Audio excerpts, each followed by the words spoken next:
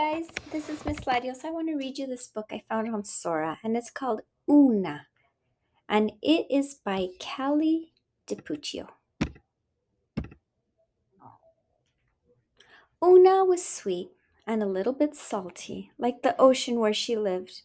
She was also brave and curious, like most treasure hunters. When Oona was just a baby, no bigger than a scallop, she chased a pearl into the mouth of a whale. Lucky for her, she popped right back out. As the years passed, Una found bigger treasure and even bigger trouble.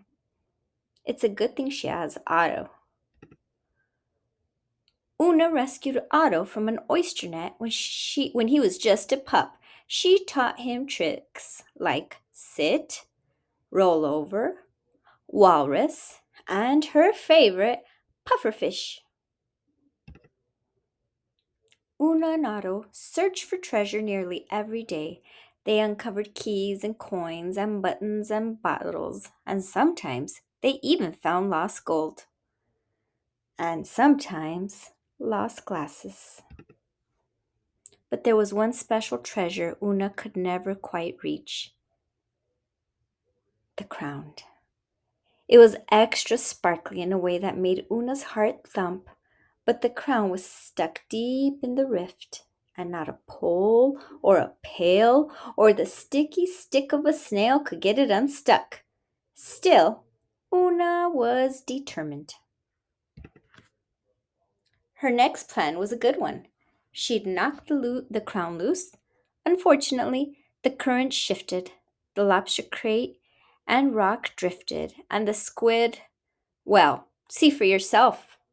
It's hard to say who was more surprised when the water cleared, Una or the shark.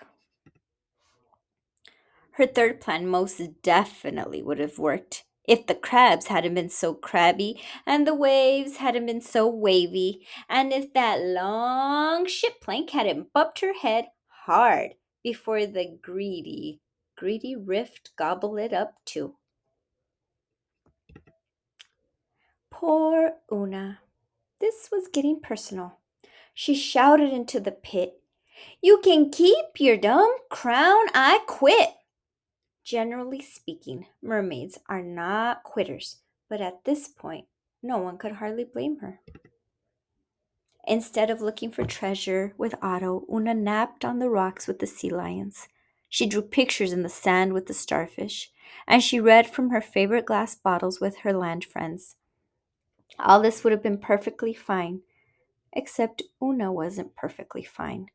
Clearly, she was missing her spark, and a mermaid without her spark is like a seagull without an appetite. Unnatural. A seashell washed ashore. Una studied it thoughtfully. It gave her an idea. She got right to work. The next day, Una peered nervously into the rift. Why did it look so much deeper and scarier than she remembered? Otto pretended to be a narwhal, making Una laugh. Admittedly, the new treasure hunting goggles she'd invented were funny looking, but they also were her best shot at reaching the crown. She dove to the bottom of the murky rift, and that's when Una noticed something she couldn't see from above. A bridge.